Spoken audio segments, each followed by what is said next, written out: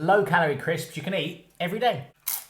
One of my favourite things I've ever made, and it's simple. It just involves potatoes, obviously. You can actually do this with a knife and cut it into small sections, but that's far too much effort.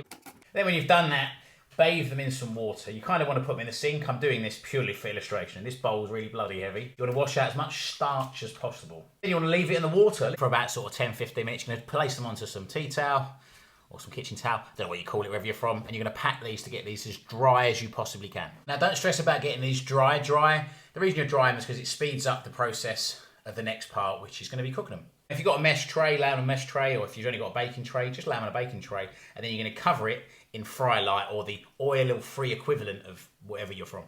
And then put them into the oven. In the meantime, we're now going to make the cheese and onion topping that goes on top of these beautiful crisps. And they're called crisps, by the way, not chips. You'll just need a few bits, some dill, some onion powder, some garlic powder, some MSG, some salt and some parsley. But the main ingredient, the thing that makes it cheesy, is some of this. When they're nice and crispy, take them out of the oven and put them in a bowl. Then pour on the topping and enjoy. If you've got an air fryer, it'll make your life slightly easier. Low calorie, they taste like crisps. And the actual mix, I was quite surprised. I've made some adjustments from the previous ones I made.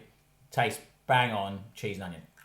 Something I'm learning on this journey of how to cook and to share that experience with you is the idea that it doesn't necessarily matter if you mess up. This works in life too, and not to get all like sentimental or whatever, but fundamentally it doesn't matter what situation you get into as long as you can figure out a way and trust yourself to get out of that situation. These taste like cheese and onion crisps. I'm going to try and make McCoy's ones next time, a slightly more rigid crisp. Crispy, cheesy, low calorie, absolutely delicious. Give them a try.